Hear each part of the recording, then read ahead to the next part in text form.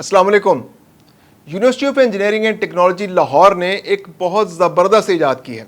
और वो ईजाद क्या है? वो ईजाद एक गन है, एक तोप है, एक कैनन है।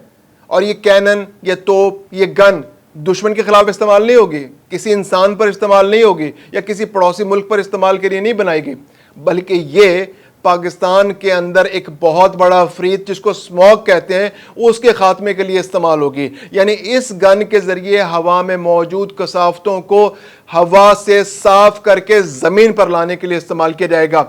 और ये गन यूएटी ने खुद बनाई है। इसकी ईजाद के पीछे क्या अवामिल कार फरमाते, आइडिया क्या था, किस तरह से कंसीव किया गया, किस तरह से प्लान किया गया, किस किस जगह ये गन लगेगी, इस गन का खर्चा कितना होगा, आप अगर ये गन हासिल करना चाहें तो आपको कैसे मिलेगी, और आप इस गन के जरिए अपने आसपास के माहौल को किस तरह साफ कर सकते हैं।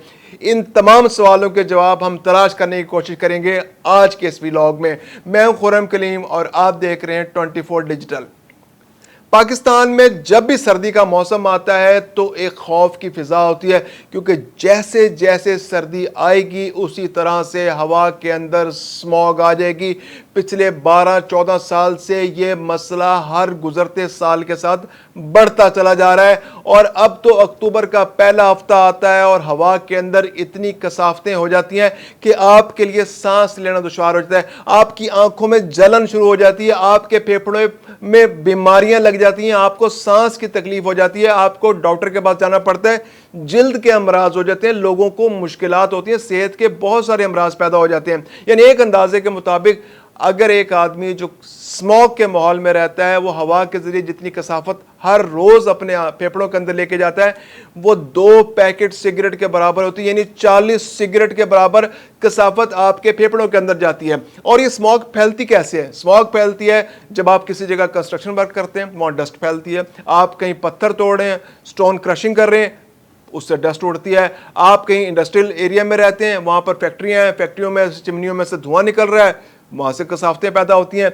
और कहीं फॉग का एलिमेंट भी उसके अंदर शामिल हो जाता है। तो ये सब चीज़ें जब हवा के अंदर शामिल होती हैं, जब ये डस्ट, ये स्मॉग, ये धुंध, जब ये सब के सब मिलते हैं तो ये एक हवा के अंदर एक कसाफत बन जाती है, एक डेंस सिचुएशन बन जाती है। आप देख नहीं पाते, आपकी सांस में भी तकलीफ होती है, आपकी आंखों में भी जलन होती है और आपकी विजिबिलिटी भी मुतासर होती है।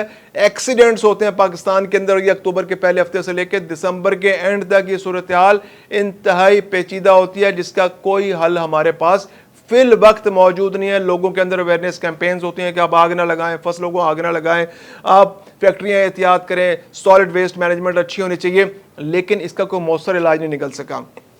तो इस मसले पर रिसर्च की university of engineering and technology Lahore ने, और उन्होंने ये आइडिया लगाया कि सबसे पहले पूरी की पूरी हवा को साफ करने से बेहतर है कि ऐसी जगह कोई तरीका इख्तियार किया जाए कि जिस जगह से ये स्मॉग पैदा होती है। यानी कि अगर कोई मकान बन रहा है, बहुत बड़ा कोई कंस्ट्रक्शन साइट है, वहां से हर रोज डस्ट पैदा होती है, तो क्यों ना उसी जगह पर जहां से वो डस्ट जनरेट हो रही है उस डस्ट को काबू कर लिया जाए।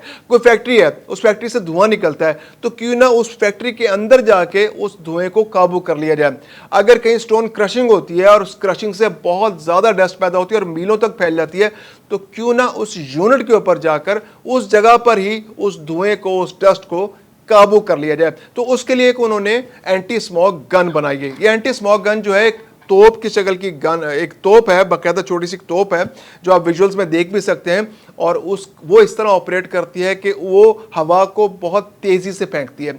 उस हवा के अंदर पानी को भी थोड़ा सा, बहुत मामूली से पानी मिक्स कर दिया जाता है और मोटर के जरिए उसको तेजी से थ्रो किया जाता है। और इसके थ्रो बनाने के लिए नोजल्स इस्तेमाल किए जाते हैं। खास किस्म के नोजल्स हैं जो हम इंपोर्ट करते हैं। उन नोजल्स के जरिए पानी को, हवा को और पानी के मिक्सचर को थ्रो किया जाता है। और ये तकरीबन 40 मीटर, 35 से 40 मीटर दूर तक इसकी थ्रो होती है। यानी कि ये 100 से 120 फुट के अंदर इसकी थ्रो के जरिए आप उस हवा को फेंक सकते हैं। और ये जो गन जो है ये सिर्फ एक डायरेक्शन में काम नहीं करती, इसके अंदर एक रोटेशन मोटर लगी हुई है। ये 320 डिग्री यानी कि इस तरह से ये घूम कर ये रोटेट करते हुए जितना भी एरिया है इसके आसपास का उसके अंदर हवा को फेंक सकती है। अब उसके अंदर होता यह है कि जब हवा के अंदर تھوڑا سا پانی کا موئسچر شامل کر دیا جاتا ہے، تو جہاں جہاں اس ہوا کی تھرو جاتی ہے اس ہوا کے اندر جو پہلے سے موجود کثافتیں ہوتی ہیں، یعنی کہ آپ کے انوائرمنٹ کے اندر، آپ کے ماحول کے اندر کثافتیں ہوا کے اندر شامل ہو چکی ہیں، تو جب یہ اس گن سے نکلنے والی ہوا اس ہوا کے ساتھ ملتی ہے تو اس کے اندر جو موجود بخارات ہوتے ہیں، جو اس کے اندر نمی ہوتی ہے، جو اس کے اندر موئسچر ہوتا ہے، وہ ان کثافتوں کو مزید بھاری کر دیتا ہے، اور وہ کثافتیں اس اپنے ہی وزن کے ساتھ نیچے زمین پر آ جاتی ہیں اور ہوا صاف ہو جاتی ہے۔ یعنی اگر کوئی کرشنگ یونٹ لگا ہوا ہے جہاں پر پتھر توڑے جاتے ہیں، تو وہاں پر اگر اس یونٹ کو لگا دیا جائے، اس گن کو لگا دیا اور جو یہ روٹیٹ کرنا شروع کر دے، تو کرشنگ سے جو ڈسٹ ہوا کے اندر شامل ہوگی، تو اس کینن سے، اس گن سے نکلنے والی موئسچرڈ ہوا جو ہے، جو اس کے اندر پانی شامل ہوگا تھوڑا سا، اس کو اسی ماحول کے اندر قابو کرتے ہوئے ہوا کے اندر شامل ہونے سے، یعنی اس ماحول کے اندر شامل ہونے سے پہلے ہی اس موئسچر کے ذریعے اس کثافت کو، اس ڈسٹ کو واپس زمین پر لے آئے گی اور صاف ہوا ماحول کے اندر شامل ہو جائے گی۔ اسی طرح کسی کنسٹرکشن سائٹ پر بھی اس گھومتی ہوئی مشین کو لگایا جا سکتا ہے اور جہاں جہاں ڈسٹ پیدا ہو رہی ہے اس کو صاف کیا جا سکتا ہے۔ اس کے علاوہ کسی فیکٹری میں اگر چمنی کے پاس دھواں نکل رہا ہے تو اس چمنی کے پاس اس گن کو لگا کے اس دھوئیں کو کنٹرول کیا جا سکتا ہے اور وہ دھواں زمین پر واپس آ جائے گا، وہ ہوا کا حصہ نہیں بنے گا۔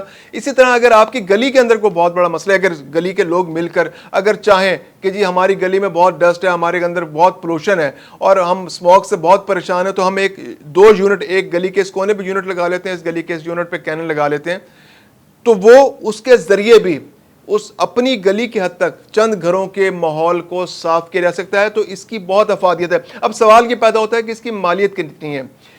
یو ای ٹی کو اس مشین کو بنانے میں تقریباً 12 لاکھ روپے خرچ ہوئے ہیں یو ای ٹی کے، اور ایک اندازہ انہوں نے یہ کیا ہے کہ اگر اس کی کمرشلی آگے پروڈکشن کی جاتی ہے تو اس پر تقریباً 11 سے 12 لاکھ روپے ہی خرچ ہوگا، یعنی اس کی یہی پرائس ہوگی۔ اب آگے وہ پلان کر رہے ہیں کہ کسی کمرشل ادارے کے ساتھ، کسی انڈسٹری کے ساتھ مل کر، کسی ایسے ادارے کے ساتھ مل کر اس کی کمرشل پروڈکشن کی جائے، انڈسٹریل پروڈکشن کی جائے، تاکہ اس کو آگے عام عوام کے لیے بھی دستیاب کیا جا سکے۔ وہ اس کو پیٹنٹ کرانے کا بھی پلان کر رہے ہیں اور اس کو آگے لے جانا بھی چاہتے ہیں۔ اب سوال یہ پیدا ہوتا ہے کہ کیا یہ مشین پہلی دفعہ ایجاد ہوئی؟ کیا دنیا میں ایسی مشینیں موجود نہیں ہیں؟ تو اس کا سوال ہے کہ چائنا اس طرح کی کچھ مشینیں بناتا ہے۔ پاکستان کے اندر کچھ انڈسٹریل یونٹس نے وہ مشینیں باہر سے امپورٹ بھی کی ہیں، لیکن وہ کافی مہنگی ہیں۔ تقریباً اگر آپ اس کو پاکستان میں امپورٹ کرتے ہیں تو وہ پاکستان میں پہنچ کر 15 سے 16 لاکھ کی ہوتی ہیں، اور جب آپ کو وہ بیچی جاتی ہے تو وہ 20 سے 25 لاکھ کی آپ کو ملتی ہے۔ تو اگر یہ یو ای ٹی نے جو انوینشن کی ہے، جو گن لوکلی تیار کیا ہے، اگر اس کو کمرشلی کسی ادارے کے ساتھ مل کر بہت بڑے میس پروڈکشن کی جائے تو ممکن ہے کہ اس کی پرائس آنے والے دنوں میں 12 لاکھ سے بھی کم ہو جائے۔ تو اس طرح یہ تقریباً چائنا والی گن سے آدھی قیمت پر یہاں دستیاب ہوگی۔ اب آگے حکومت کی ذمہ داری ہے کہ وہ تمام کنسٹرکشن سائٹس کے لیے، تمام انڈسٹریل یونٹس کے لیے، تمام ایسی جگہوں پر جہاں سے ڈسٹ جنریٹ ہوتی ہے، کرشنگ سٹون کرشرز کے لیے جہاں جہاں سے ڈسٹ پیدا ہوتی ہے، یہ تو چند مثالیں، اس کے علاوہ بھی 10 ایسے ہمارے پاس ذرائع ہیں کہ جہاں سے ہم ڈسٹ پیدا کرتے ہیں، دھواں پیدا کرتے ہیں، تو اس جگہ قانون سازی کی جائے کہ اس طرح کی مشینوں کو لازمی وقت نصب کیا جائے گا کہ جہاں سے ڈسٹ پیدا ہوتی ہے، جہاں سے دھواں پیدا ہوتا ہے، جہاں سے ہوا کے اندر کیمیکل شامل ہو رہے ہیں، ان کو اسی جگہ کنٹرول کیا جائے، وہیں پر اس کو ختم کیا جائے اور اسی کو وہیں پر ٹھکانے لگا دیا جائے، تاکہ پاکستان کا جو ماحول ہے، ہمارا جو آس پاس کا ماحول ہے، وہ صاف رہے۔ اب فوری طور پر تو اس کی پروڈکشن شروع نہیں ہونے جا رہی، لیکن یہ توقع کی جا رہی ہے کہ اگلے سال تک پاکستان میں کافی بڑی تعداد میں، اگر کسی یو ای ٹی کا کسی اچھے ادارے کے ساتھ کوئی کانٹریکٹ ہو جاتا ہے اور وہ مل کے اس کی پروڈکشن شروع کر دیتے ہیں، تو کافی بڑی مقدار میں یہ دستیاب ہوں گی۔ اور اگر حکومت کی جانب سے بھی اگر انڈسٹریل یونٹس پر اور باقی جو ایسے اداروں پر جو یہ ڈسٹ جنریٹ کرتے ہیں، جو کنسٹرکشن سائٹس پر کام ہو رہا ہے، یہ قانون بنا دیا جائے کہ آپ نے ایسی گنز اپنے آس پاس کے ماحول کو صاف کرنے کے لیے لازمی استعمال کر لی ہیں، تو پھر توقع کی جا سکتی ہے کہ آنے والے 1 2 3 سالوں کے اندر پاکستان میں اسموک کی صورتحال میں اور خاص طور پر شہروں میں اسموک کے پرابلمز پر کافی حد تک قابو پایا جا سکتا ہے۔